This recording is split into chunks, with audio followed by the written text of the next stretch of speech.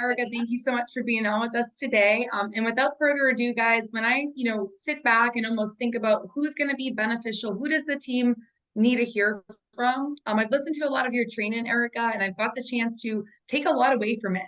I'm predominantly in home, so being able to take some of those pieces of telesales and implement them into, whether that's 10% or 20% of my business, it's been extremely helpful. So if you don't have a pen and paper, get one. This is going to be a call you want to lean into. You're going to want to listen back to, and I know it's going to, be absolutely amazing. So without further ado, Erika, just to kind of open the call up, if you don't mind, tell us a little bit about yourself, what you were doing before Family First Life and kind of what got you involved with Family First Life.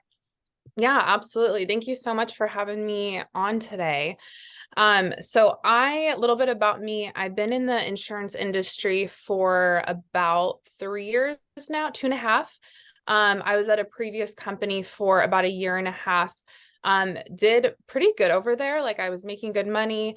And then it got to a point where, my brother wanted, to join, and other family and friends. And it was just like, no. And, it really made me kind of take a step back and, reflect like, why am I doing this? And it got to a point where, we had bait and switch leads. If we needed more leads, we had to go to our manager and ask them, and they looked at our production and would only give us like 10 leads at a time that were like overworked. And so just new agents just weren't having success at all. But I was making money because I could get the fresh leads, and kind of whatever pretty much I wanted. But I'm like, that's just not fair. And so when it got to the point where I really couldn't bring an agent on and guarantee that they can have success and know that I could help them get to where they want to be, I really took a step back and just reevaluated, like, why am I with a company like this? So long story short, came to FFL. It's been October was my first year mark. So been here for about a little over a year. And my business just 10x'd. It really did. Just having the comp that we have, having the unlimited leads that we have, not being able to, go to somebody to ask permission to buy more leads to work. Like I had that in my control. So that's, yeah, it's been great. Now my mom works with us, my brother, I have friends that work with us. And so, yeah, it's been amazing so far. Awesome. And Erika, I love that story because we all come from a different background, right? And Yeah. I myself also came from a practice company, similar to what you're saying. And what you're saying, like my brother wanted to join, my family wanted to join, and I didn't feel good about bringing my family into the business. So I had to kind of take a step back.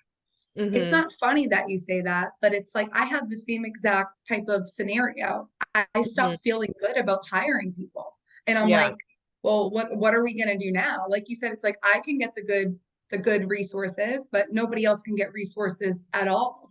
So it was Mm-hmm. almost this uncomfortable environment.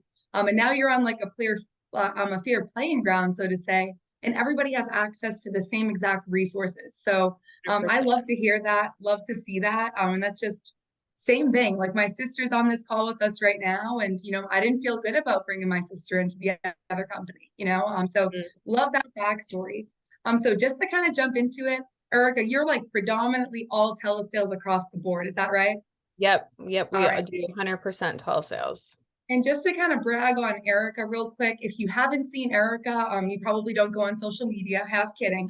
But more importantly, Erika's helping over 60 families a month, has a team helping over 500 families a month. So if you're thinking, am I listening to the right person right now? You absolutely are. So lean in, guys. So, when someone's coming into the business, Erika, and considering, doing that in-home process versus telesales process, what are some of the biggest things that you think that agent should be considering?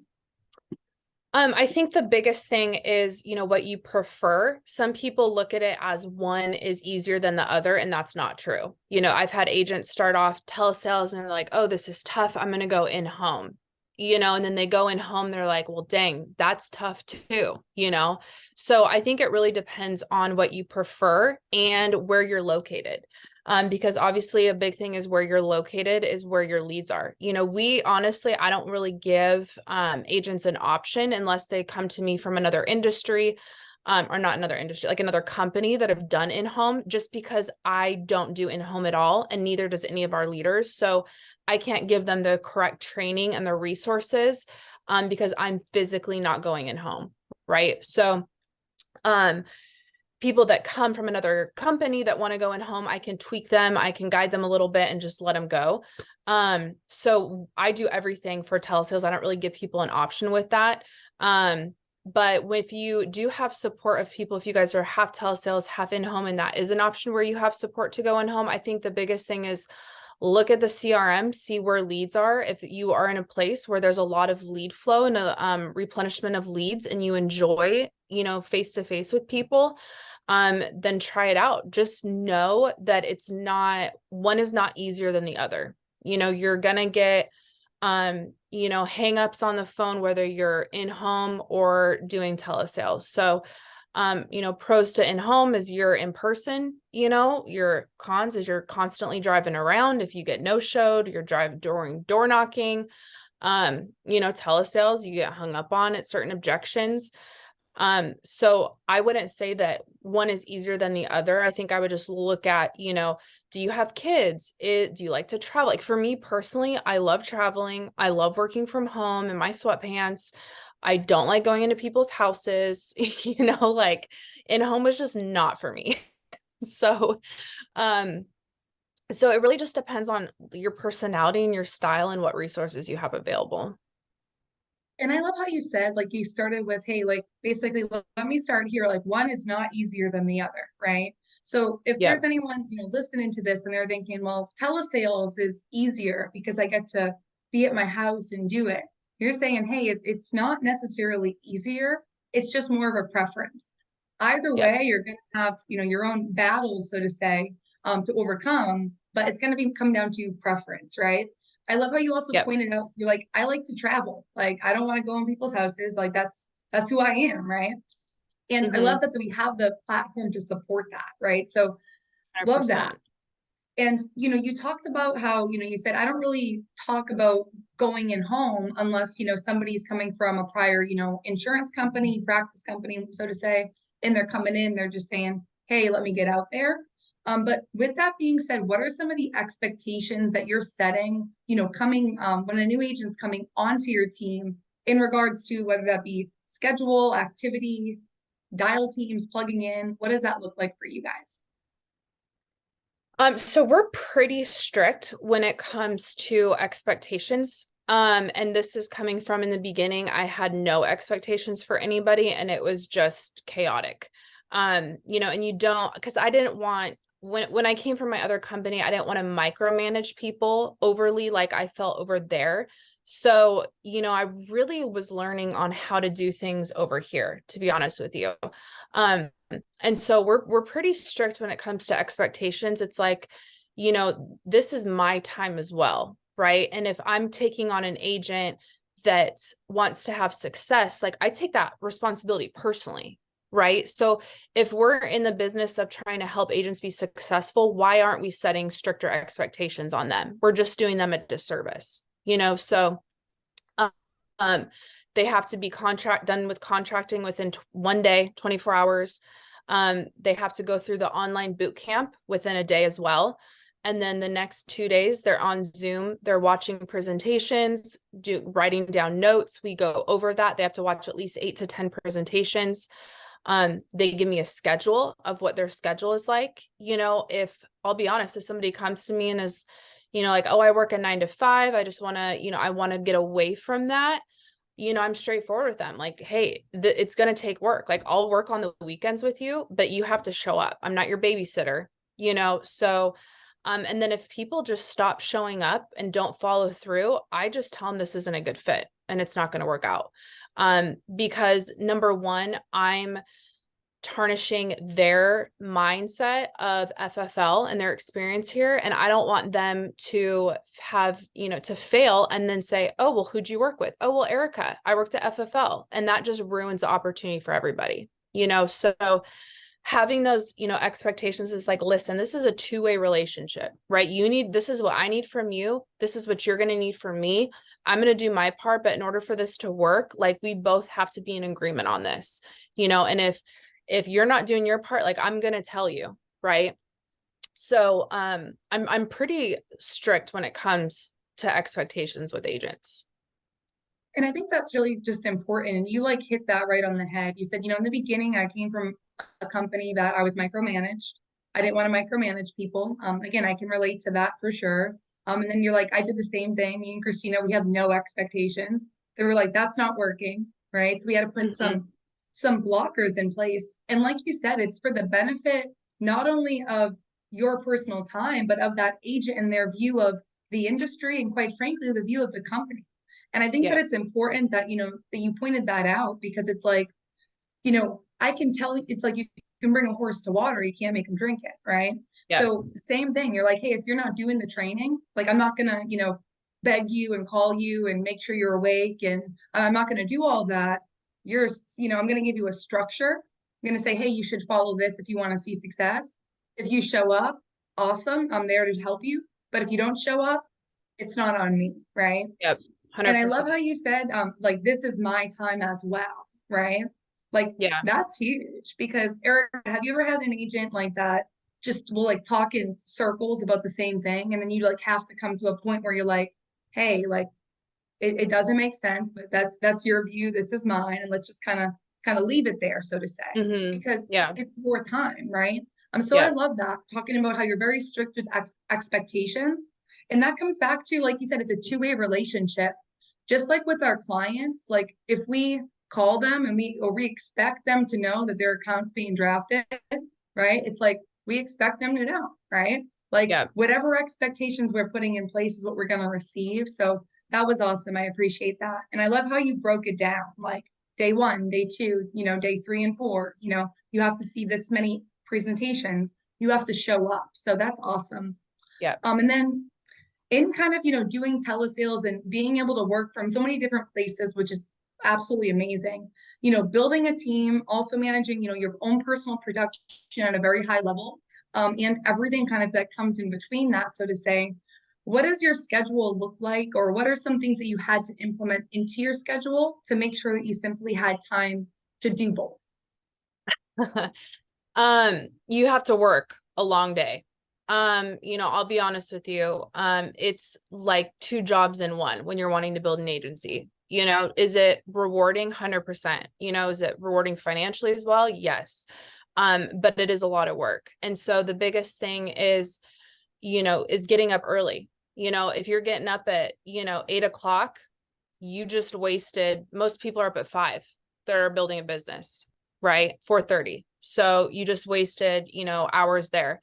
You have to kind of live and breathe it. I remember Andrew Taylor goes, you just need to be completely, just go insane and be obsessed with this business.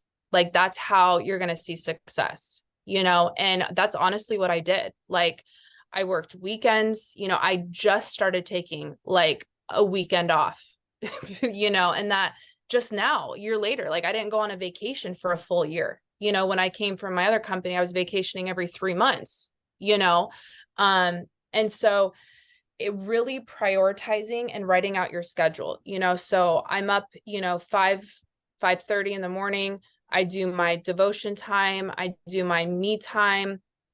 I'll work out either in the morning or I do it in the evening, kind of just depends on, what I feel like. I'll get all my admin stuff done, that emails, whatever I need to do in the morning. I'm on Zoom by, 7:30, so that I'm present for my team while I'm doing, admin work as well, or sending out emails. And then I'm have my dial time. My schedule is a little bit different now. Like I'll have, dial time that I do. So I still am like leading by example on our Zoom and people hear me present and sell. And then I have but in the beginning, this was my schedule in the beginning. So I dialed from 8, 9, 10, 11, 12, 8 to 12. From 12 to 1, I took a break. 1, 2, 3, 4. From 1 to 4, I did another dial session. Then I would do recruiting from 4 to 7 or whatever, like any recruiting meetings, sending out messages, doing calls, any one-on-ones with the agents, anything like that. And then as my agency grew, my dial time got a little shorter. And then I was watching agents. right? Because as you get better on the phones, I could now produce, you know, in a day what would take me, you know, 3, 4 before, right? Then I was observing agents, hopping into rooms with them. I was doing, you know, lead calls, things like that. And then Saturday I'd work half a day on, I'd produce, the other half I would be on doing recruiting. And then Sunday was my day.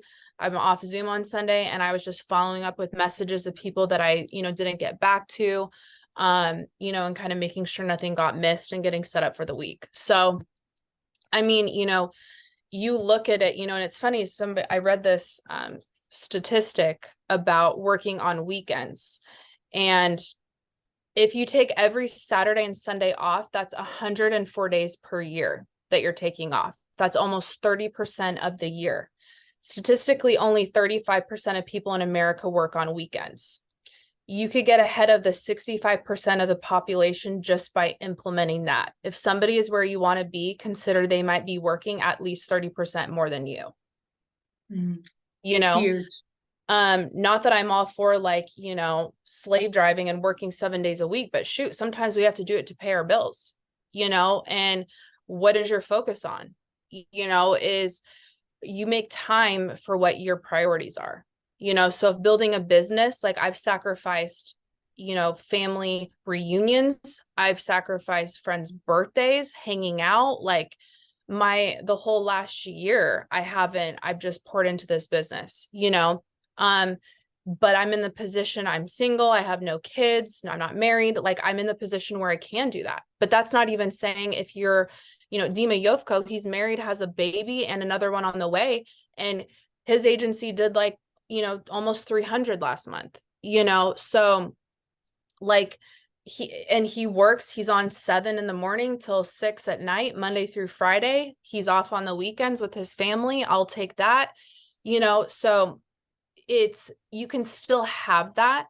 But it's all about where your time is. Not saying that for people with families and stuff, that family, you know, isn't important, but if you still manage your time properly and make sure that you're putting in the same energy you would to a typical 9-to-5 job, because let's be real, most of us don't treat this business like we would a 9-to-5 job. Like, you'll get fired if you don't show up to work on time. So why aren't we on Zoom at the same time every day and sticking to a schedule? You know, like, do you think a normal boss would let you run personal errands for 2-3 hours a day every day? No. You know, so why do we work and think that that's okay to treat that here?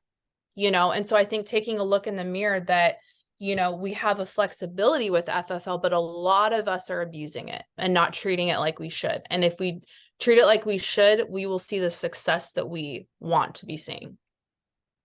Absolutely. And honestly, I was like, let me just let her rip right now, because that it was fire, but it was all facts, right? It's like, you know, getting up early, right? Like, you can get ahead of the 8 ball just because you're able to wake up 3 hours earlier. We can all do that, right? Like, we can all do that.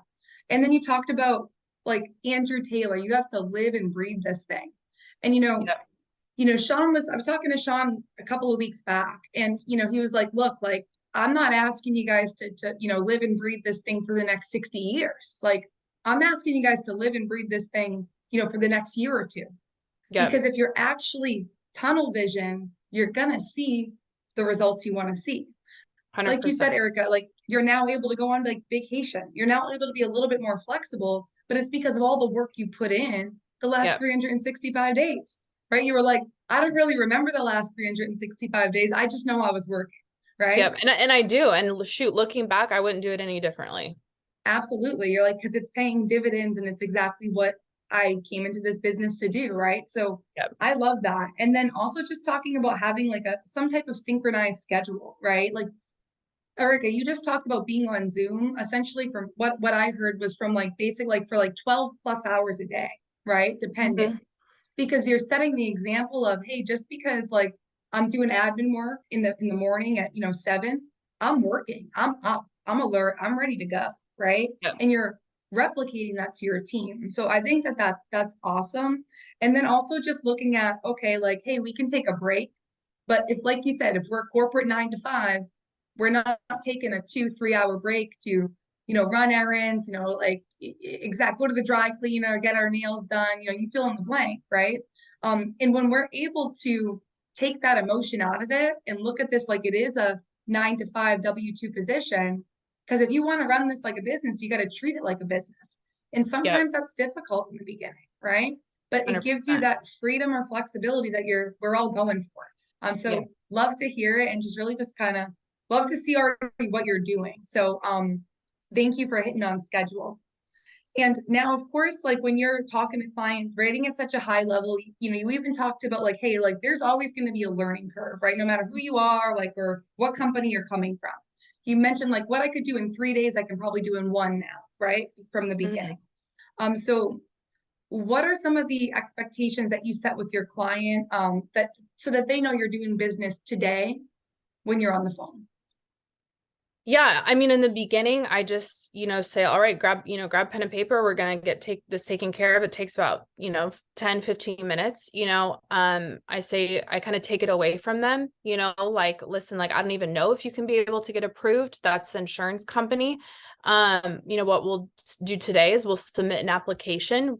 Sometimes they approve you right away. Sometimes it, gets sent to underwriting, or if you get declined, we can go to a different carrier, so I'm dropping little things throughout kind of the presentation that they know, that they are doing this today, but also that it's, they just aren't automatically going to get it. Absolutely. So using things like, we don't know if we can get you approved today, but, we want to go ahead and submit for coverage. Or Yeah. letting them know if there's the probability of being declined. It's based off of health, not based off of how much money you're willing to pay, right? Yeah, Um, exactly. and what's one thing that you feel like, hey, if I miss this in my, my presentation, so to say, I'm probably going to have a lot harder of a time closing. Finding their why, 100%. Like if you don't know, and I think we skip over this a lot. So many people, that I've talked to, in other agencies, they're just like, well, I'm not doing well in telesales. I'm like, well, what are you talking over the phone? Well, I'm giving them the options. Which one do you want to qualify? And it's like, okay, if you called me and asked about, life insurance, right, over the phone, and goes, well, what are you looking for? Oh, just for my funeral. Okay, cool. What's your budget or how much coverage? Okay, here's some options. Which one do you want? Well, I don't know. I'll just think about it. Like I brush it off. But if you are like, okay, you want it for your funeral. Now, if something happened to you yesterday, who's taking care of things today? What does today look like for them? Are they in the financial position to do that? And building that why and pulling that, making it personal to them. Because now at the end of the call, when you ask them which one they want to qualify, now it's like, okay, which one do you want to leave behind to your daughter so that that burden's not on her? Which amount, right? Now it's personal to them. People are going to have a lot harder time just saying they want to think about it or, brushing over you when you are when you're digging deep and you're bringing out that emotional side to them, because nobody wants to talk about death and life insurance, right? But when you bring their kids or you bring somebody that they love into it and that financial burden going to them, that's when their mindset really shifts. And now it's like, shoot, this isn't just about me. This is about them. So that's the biggest thing. Like if you're struggling with sales on the phone, like look at how much time you're spending on finding their why and relating to them and bringing, their personal life into the presentation. I love that. And I agree. I think that's something that sometimes as new agents or even seasoned agents, we just will kind of skip over a little bit. And then in hindsight, it's like, well, I didn't even know the beneficiary's name, right? I didn't even know the Yep. beneficiary's relationship, right? And it's like, well, there we go. There was no why, right? So Yep. I love how you hit on that, because if somebody's like, if something if something happened to you tomorrow, who's picking up the pieces? And I'm talking about, my sister. What does that look like? It's like you already sold me. Like I'm like, Yep. how much does it cost, Erika? Like, like let's do this, right? But if you're Yep. saying, I don't know what life insurance does or is, so to say, I'm probably not going to be that open about that on the phone, because I'm going to Yep. be scared to be sold, right? So if you're 100%. like 100,000, 200,000, 300,000, I would be thinking like, I don't know, like I thought that was what you were going to like help me understand. So you make them sell you on why they need the insurance before you're actually going for that close. And you're making Yeah. it personal, involving the beneficiary, using names. That's huge for me. Like, when I close my questions, being that everything makes sense, which it looks like it does, and we saw the need for it, which one feels best to make sure that Mary's protected, right? It's Yep. like when you use that name, like it's sold. So it's like before you're pitching, Erica, you already know it's sold, right? 100%. Yep. Love that. And then just to kind of wrap up, what are your goals to kind of finish 2022 strong? And will you be at the annual convention this year? Yes, I definitely will be at the annual convention.